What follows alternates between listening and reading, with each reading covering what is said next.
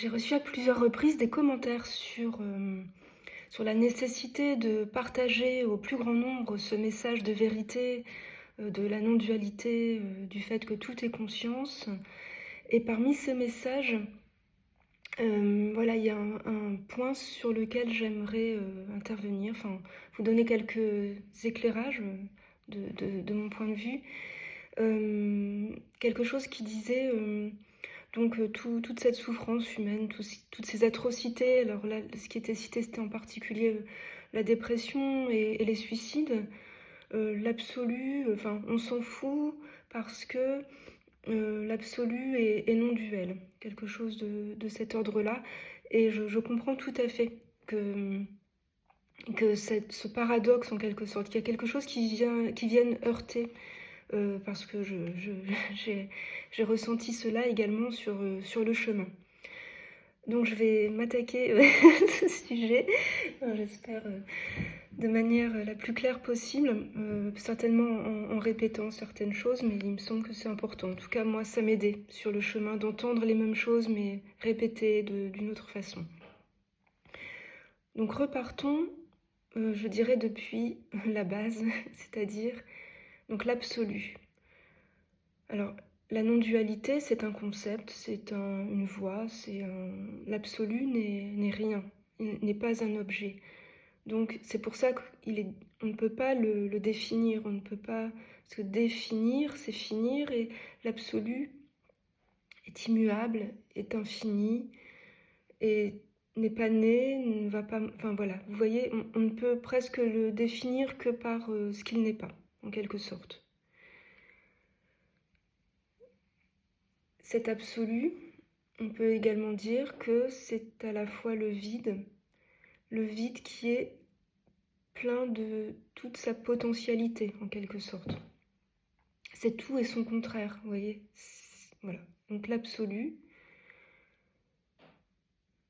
ce qui est à l'origine de tout, puisque depuis cet absolu, il y a conscience manifestée. Conscience qui joue à la manifestation. Elle joue, c'est-à-dire que elle est toute potentialité, et donc il y a ce jeu totalement innocent, spontané, libre de la manifestation. La manifestation, c'est tout ce qui apparaît, tout ce qui est et dont la conscience fait l'expérience. Un peu comme si elle contemplait son propre reflet dans tout ce qui apparaît. Et d'ailleurs, ça me fait penser, alors peut-être pas que ça me fait penser au mythe de Narcisse. Narcisse contemple son reflet, et il est tellement captivé par ce reflet qu'il trouve magnifique qu'il en oublie qu'il n'est pas le reflet, qu'il est ce par quoi le reflet apparaît en quelque sorte. Bon, bref, un petit flash comme ça qui... Et donc ce jeu est totalement innocent, spontané, libre. Tout ce qui apparaît est accueilli en quelque sorte. La conscience se reflète dans tout ce qui est manifesté. Et ce jeu, il est difficile à comprendre d'un point de vue limité, humain. Parce que tout en étant la potentialité totale, dans ce jeu, la conscience joue à prendre la forme. Toutes les formes, et la forme, on va dire, j'aime bien le mot individu. Individu, il y a dividu qui fait penser à division, et il y a un. Donc c'est un 1 divisé en plusieurs individus, d'accord? Donc ces individus, c'est nous en quelque sorte. Ces individus, c'est la conscience qui prend la forme. Alors cette forme, quand je dis forme, je ne fais pas référence à des quelque chose de... Alors, ça inclut le matériel, mais vous voyez ce que j'explique, enfin, tous les phénomènes, toutes les manifestations.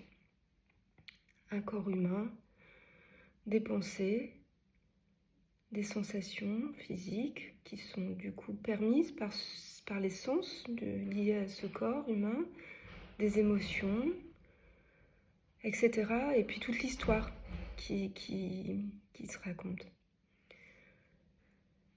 Et c'est là que le jeu peut être poussé jusqu'au bout, je dirais, un peu comme Narcisse qui oublie qu'il n'est pas le reflet, qu'il est à l'origine du reflet. C'est un peu comme si la conscience était complètement hypnotisée par son reflet en quelque sorte. Et à ça s'associe également, donc l'attention est portée sur ce qui se passe dans la manifestation. Et le deuxième mouvement, je dirais, c'est aussi que autour de ces sensations physiques, ces pensées, etc., l'attention qui se focalise et qui va de ce fait construire l'idée qu'il y a une personne. Une personne, donc toute l'attention étant focalisée sur ces manifestations, il y a construction de l'idée d'une personne qui, dans l'histoire, qui est un bébé, qui n'a... Voilà, j'ai un peu expliqué tout cela, l'enfant, où c'est encore un peu... Et puis, de plus en plus, se solidifier en quelque sorte, se cristalliser cette idée d'être une personne séparée. Et c'est en tant que personne séparée qu'apparaît également cette croyance que l'on a un libre arbitre, que l'on a des opinions sur les choses, que l'on a une idée de ce qui est bien, de ce qui est mal, de ce qui est agréable et désagréable, de ce qui doit être, de ce qui ne doit pas être, ça j'en veux, ça je n'en veux pas, ça j'aime, ça je n'aime pas. On prend parti aussi en quelque sorte. Et puis, il y a des sujets qui nous interpellent plus que d'autres. Certains vont être particulièrement sensibles à la cause animale. Et dans ce cas-là, il y a une volonté, alors qui parle de bonnes intentions, c'est ça aussi que je voudrais évoquer. Il faut sauver la cause animale et donc il ne faut pas, et on est contre ceci, et on rentre un peu en guerre également, vous voyez. Donc d'un point de vue humain, entendre dire que la conscience manifeste tout et tout, que la conscience c'est paix, amour, joie, ça heurte notre expérience, ça heurte nos... Oui, ça nous heurte parce qu'on se dit mais comment ça? La conscience c'est paix, amour, et elle manifeste la guerre, la maladie, toutes ces atrocités, ces enfants qui souffrent, etc. Parce que ça c'est vu du point de vue personnel de la personne, séparée de la source. Donc cette personne n'existe pas, hein, donc voilà, c'est une croyance, c'est une cristallisation autour d'un corps, mental, émotion, et, hein, tout ce qui constitue, on va dire, une personne. Et puis, donc voilà, donc je reviens. Donc en fait, ça c'est un point de vue partial et partiel aussi. En tant qu'être humain, nous sommes conscience, mais nous sommes conscience qui expérimente un point de vue. C'est-à-dire que le jeu ne pourrait pas se faire si en tant qu'être humain, on avait toutes les informations, ne serait-ce que votre corps par exemple. Cette conscience, il y a une intelligence incommensurable, complètement, qui est même pas... ça dépasse l'entendement en quelque sorte. Tout ce qui se passe actuellement dans votre corps, mais on n'arrive même pas à l'imaginer. Enfin, tout ce qui se passe dans ne serait-ce qu'une cellule, une mitochondrie, enfin, même si on arrive jusqu'au plus... Un atome, rien qu'un atome peut être quasiment en lui-même un univers, vous voyez, enfin, ça dépasse l'entendement. Et je dirais heureusement qu'on n'a pas accès, parce que, voilà, il y a des choix, la conscience, en quelque sorte, joue à se limiter en tant qu'individu. Et donc, je dirais que on ne peut même pas appréhender, en fait, le pourquoi du comment ça se passe. Et voilà. Donc, en tant qu'individu qui se croit une personne séparée, on vit dans la dualité. Il y a moi et les autres. Il y a mes croyances, d'ailleurs qui ne sont pas vues comme des croyances, c'est des opinions. Souvent, on est bien ancré dans ces opinions. La guerre, c'est mal, etc. Et depuis on va dire, cette position, on n'est pas en capacité d'accueillir. Alors que pourtant, ce que nous sommes fondamentalement est la paix, l'amour, donc l'accueil de tout, et la joie. La conscience qui joue ce jeu de la manifestation, elle le fait de manière totalement libre. Et elle-même est libre de son reflet en quelque sorte. Elle-même n'est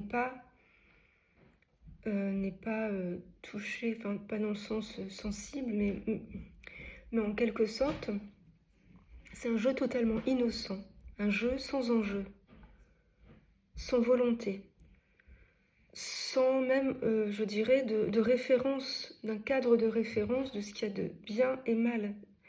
Sinon, il n'y aurait pas liberté de cette manifestation. S'il y avait un filtre, ah ben non, ça c'est pas bien, ça c'est pas... Voilà, bref. Et quand la conscience, en tant qu'individu, se reconnaît, enfin pas en tant qu'individu, dans cette forme de l'individu, quand dans cette vie, je dirais dans cette expérience, elle se reconnaît, elle dit « Ah mais oui, déjà je ne suis pas le reflet, juste je suis, et je ne suis pas une personne séparée. D'ailleurs, il n'y a personne, c'était juste une cristallisation. » Et on parle souvent de l'attention. Donc effectivement, il y a dans une fulgurance, je dirais, c'est évident, ça devient vraiment évident que la conscience a été hypnotisée par le film en quelque sorte. Donc quand on revient dans, j'ai envie de dire, cette assise, là, on est bien assis dans son siège au cinéma, quand on revient à « je suis », qui est la racine de tout, qui est l'immuable, ce qui, dans votre expérience, n'a jamais changé, était toujours là. Alors vous n'y prêtiez pas attention, mais c'était toujours là, et c'est même par ce « je suis » que vous avez pu expérimenter tout ce qui s'est passé dans ce qu'on va dire votre existence en tant que cette forme, cet individu auquel joue la conscience. Et depuis cette assise, je dirais, depuis ce « je suis », donc depuis cette paix, cet amour et cette joie inconditionnelle qui sont la nature même de ce goût de « je suis », alors tout est accueilli. Il n'y a plus moi et les autres. Ces soi-disant autres, ces autres individus sont l'un qui s'est amusé à se diviser Donc ces autres sont accueillis comme étant la conscience qui joue à se manifester en ces individus. Et il n'y a plus de jugement. Il n'y a plus de... il faudrait que cette personne pense comme ça parce que c'est ma vérité. Et donc, en quelque sorte, vous voyez, il y a une tension, il y a un besoin presque, non seulement d'affirmer sa vérité et de l'imposer en quelque sorte aux autres. Donc ça, c'est depuis la croyance en un moi et les autres. Il y a une tension. Il y a une envie de convaincre, qui d'ailleurs, dans le commentaire, il est évoqué, mais comment, en gros, comment vous faites pour, je sais plus, c'était avec votre mari, sans que ce soit conflictuel, parce que voilà, vous connaissez entre guillemets la vérité, et lui non, et donc, c'est ce qui se passe hein, quand on pense être des personnes. Alors même si la communication semble... il y a quand même une tension, et c'est assez... en fait, le corps ne ment pas. Je l'ai observé. Voilà, pour être tout à fait transparente, il y a eu sur le chemin l'envie de convaincre, l'envie de partager ce message de vérité. Et ça, c'était avant l'éveil. Et je sentais bien qu'à chaque fois que j'essayais d'en parler avec mon mari ou mes enfants, ça partait avec... Il y avait une tension, il y avait une petite... voilà, quelque chose qui... Je me disais... Et donc, il y a incohérence parce que j'essayais de convaincre ces autres qu'on ne formait qu'un, alors que moi-même, voilà, il y avait moi et les autres à convaincre, qu'on était la paix, l'amour et la joie, mais voilà, c'était un peu... bon. Donc, reprenons le fil. Donc, en fait, tout dépend de, je dirais, de où part l'envie. Est-ce qu'il y a une intention? Et dans intention, il y a tension. Je veux partager ce message parce qu'il faut absolument que tout le monde l'entende et que tout le monde se réveille. Allez, éveillez-vous, quoi. J'exagère, hein, mais c'est un peu l'image. Ou alors, est-ce que cette envie, elle émerge spontanément, librement, depuis, je dirais, cette assise, je suis, et hop, tiens, si on faisait des pancakes, c'est un peu la... Voilà, ça paraît... Mais c'est aussi léger que ça. Il y a aussi peu d'enjeux que cela. L'envie de partager, ici, c'est ça, c'est « Ah tiens, je vais faire une vidéo, je vais parler de ça ». Mais il n'y a pas d'intention, il n'y a pas de tension d'ailleurs, voilà, ça blablate, c'est très spontané, hein, vous le voyez bien. Alors non pas qu'il y a des gens spontanés ou pas, c'est toujours spontané. Même quand ça part de je suis une personne qui veut convaincre, c'est ce qui se passe spontanément. Bon, bref. Et où je voulais en venir? Oui, donc l'absolu s'en fout pas. Non, c'est neutre, je dirais. Et faut-il porter ce message à tout le monde, alors déjà tout le monde, hein, qui est ce tout le monde? Il n'y a pas d'autres personnes, hein, c'est des individus, mais comme le mot l'indique, c'est des uns. Tout le monde est un, en quelque sorte. Et d'ailleurs, je l'ai constaté, ce message de vérité, alors il peut être partagé, il peut être, j'ai envie de dire, divulgué. Pourquoi pas demander aux journalistes d'en parler davantage. Bref, je trouve qu'il y a déjà beaucoup de partage, mais bon. La question, c'est plutôt, sera-t-il entendu? On ne peut pas faire boire un âne qui n'a pas soif. Non pas que les... Alors l'âne, c'est vrai que en France, c'est un petit côté... l'âne, c'était un peu le bêta. Enfin, bref, j'adore les ânes, il n'y a pas de souci. Mais en gros, ce message de vérité, qui est donc en fait la conscience, hein, la conscience qui joue, mais il y a aussi une liberté là-dedans. On ne peut pas l'imposer. Enfin, qui d'ailleurs? Il n'y a personne qui va imposer à qui que ce soit. C'est la conscience qui joue à oublier, à se souvenir, à réoublier, etc., etc. C'est un jeu sans enjeu. Un jeu JEU. Hein. Donc, voilà, si l'envie de partager, si l'envie de crier cette vérité, voilà, je dirais sous toutes ses formes, hein, ça peut se faire de manière totalement libre et par l'art, par l'écriture, par les articles dans des journaux. Il y a déjà des magazines spécialisés sur le sujet. Mais voilà, ça doit se faire dans toute la spontanéité, la fraîcheur et l'absence de tension et d'intention depuis cette paix, cet amour, cette joie que nous sommes. Et non pas pour réparer une pseudo-erreur, réparer le fait qu'il y a des choses qui ne devraient pas être ainsi, non. Mais plutôt, ouais, pour se relier à soi. J'ai envie de, oui, c'est ce qui m'est venu, hein, soit le message que tu veux porter. Gandhi a dit, soit le changement que tu veux voir dans le monde, c'est ça. Hein. Mais bon, soit le message, c'est très, c'est bien aussi, c'est pas mal.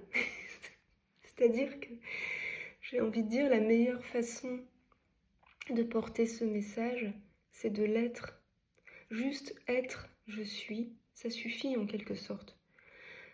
D'ailleurs, pour en revenir à ce qui était venu un petit peu provoquer ce commentaire qui disait mais toutes ces personnes dépressives, dont certaines vont même aller jusqu'à se suicider. D'ailleurs, vous voyez Narcisse qui confond son reflet avec ce qu'il est en vérité. Il se suicide, je crois, hein. Il arrive à un tel désespoir. Oui, effectivement, ça ne veut pas dire qu'il faut faire comme si ça n'était rien, comme si on était intouché, insensible parce que l'absolu, voilà, etc. Et d'ailleurs, je dirais que la meilleure façon peut-être parfois d'aider quelqu'un qui vit la dépression, c'est d'être présent. Et qu'est-ce que c'est être présent? C'est de refléter en fait cet accueil inconditionnel, qu'ils se sentent autorisés à exprimer déjà ce qu'il ressent, être dans une écoute totalement neutre, vous voyez. Et en fait, l'action, quand elle vient de cette assise, je suis, elle est spontanée et elle sera juste en quelque sorte, dénuée d'intention, mais voilà, alors je peux pas dire comment je réagirai dans telle ou telle situation, ça se fera spontanément. Et si je suis, s'il y a pas, si c'est dans cette assise, je suis, il n'y aura aucune tension, voilà. Et le corps est vraiment un très bon baromètre. Donc ce que je vous invite à faire, c'est à repérer d'où vient cette envie de diffuser ce message. Est-ce que c'est paisible? Est-ce que c'est un appel profond, quelque chose qui même vous remplit de paix, d'amour, de joie, de pouvoir porter ce message? Ou est-ce que ça part avec une certaine tension donc corporelle et une tension, je dirais, dans la volonté de mettre fin à quelque chose qui ne devrait pas être. Donc du refus, du jugement sur ce qui est bien, pas bien, etc. etc. Vous voyez ? Bon, la vidéo est déjà très très longue. Je pense voilà, avoir exprimé ce qui me semblait, enfin, ce qui m'est venu. Merci pour votre écoute.